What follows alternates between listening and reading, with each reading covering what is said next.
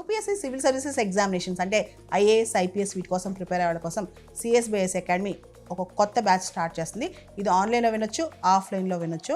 ఈ batch July 17వ తారీఖు నుంచి స్టార్ట్ అవుతుంది. ఇంట్రెస్ట్ ఉన్న వాళ్ళు కాంటాక్ట్ చేయొచ్చు ఈ నెంబర్స్కి. తెలంగాణలో ఈ మధ్య కనీ విని ఎరగనంత అతిపెద్ద ఇండస్ట్రియల్ యాక్సిడెంట్ జరిగింది.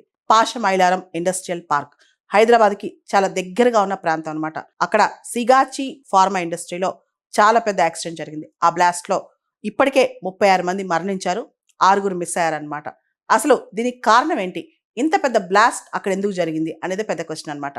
దీనిలో ఒక కథనం ఏంటంటే, ఆ బాయిలర్లో అక్కడ ఏదైతే బాయిలర్ ఉందో దానిలో ప్రెషర్ పెరిగిపోయి సేఫ్టీ వాల్వ్ సరిగా పనిచేయక అది పెద్ద బ్లాస్ట్ అయిపోయింది. దాంతో మొత్తం వీళ్ళందరూ కార్మికులు అక్కడ పనిచేసే వాళ్ళు ఎగిరి పడ్డారని చెప్పి ఇది ఫ్యాక్టరీస్ డిపార్ట్మెంట్ వాళ్ళ కథనం అనమాట. తర్వాత ఇండస్ట్రియల్ ఎక్స్పర్ట్స్ ఏమంటున్నారంటే, ఆ రియాక్టర్లో డస్ట్ పెరిగిపోయి దాన్ని సరిగ్గా క్లీన్ చేయక, మెయింటెనెన్స్ సరిగ్గా లేక ఆ డస్ట్ అంతా ఎక్స్ప్లోడ్ అయింది. కాబట్టి ఇది మొత్తం అదంతా అక్యుములేటెడ్ డస్ట్ అంతా ఎక్స్ప్లోడ్ అయ్యి జనం చనిపోయారని చెప్పి. యాక్చువల్లీ సిగాచి ఫార్మా యూనిట్ అనేది అక్కడ ఏం తయారు చేస్తుంది, అసలు ఏం చేస్తా అంటే మైక్రో క్రిస్టలిన్ సెల్యులోజ్. ఈ మైక్రో క్రిస్టలిన్ సెల్యులోజ్ అనేది ఒక binder. Pharma industry, food industry, cosmetics industry, ఇలా రకరకాల ఇండస్ట్రీలో ఒక టెక్స్చరైజర్ బైండర్గా వాడతారనమాట. ఇది హ్యూమన్ పైన, మనిషి పైన ఎటువంటి ప్రభావం చూపించదు, మనిషికి ఆరోగ్యానికి హానికరం కూడా కాదనమాట. ఇది ఒక బైండర్ ఎలిమెంట్ మాత్రమే, లేదా టెక్స్చరైజర్ ఎలిమెంట్ మాత్రమే అనమాట. ఇది కెమికల్లీ ఇనర్ట్ అంటారనమాట. ఇది ఫార్మా, ఫుడ్, కాస్మెటిక్స్ ఇలా రకరకాల ఇండస్ట్రీస్లో వాడతారు. ముఖ్యంగా ఫార్మా ఇండస్ట్రీస్లో ట్యాబ్లెట్ల తయారీలో ఇది ఎక్కువ వాడతారనమాట. ఎందుకంటే ఆ డ్రగ్ ఏదైతే డ్రగ్ ఉందో, ఆ కెమికల్ ఉందో దాన్ని హోల్డ్ చేయడానికి ఒక బైండర్లా, ఒక టెక్స్చరైజర్లా ఉంటుంది అనమాట. మనందరూ తెలుసు హైదరాబాద్ ఫార్మా హబ్, ఫార్మాసిటికల్స్కి మనది ఒక హబ్ అనమాట. బోల్డ్ అని ఇన్వెస్ట్మెంట్స్ వస్తాయి, బోల్డ్ అని ఫ్యాక్టరీస్ కూడా వస్తాయి అనమాట. అండ్ హైదరాబాద్లో ఇది ఎకానమీస్ ఆఫ్ స్కేల్ కూడా, అంటే తక్కువ లేబర్ ఖర్చు కూడా. కారణం ఏంటంటే ఇక్కడ చాలామంది మైగ్రెంట్ లేబర్ కూడా వస్తారు. బెంగాల్ నుంచి కావచ్చు, బీహార్ నుంచి కావచ్చు, రకరకాల ప్లేసెస్ నుంచి వచ్చి ఇక్కడ పని చేస్తూ ఉంటారనమాట.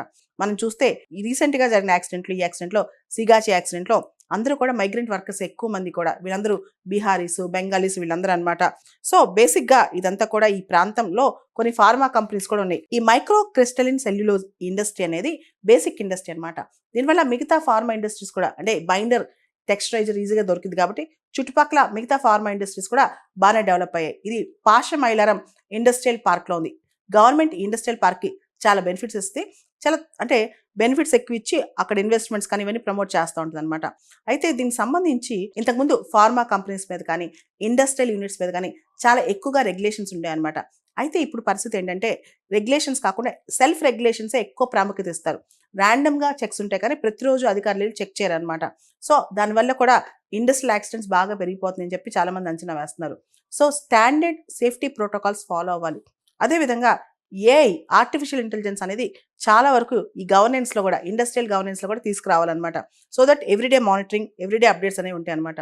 So industrialization without any regulation is always dangerous and problematic అని చెప్పొచ్చు.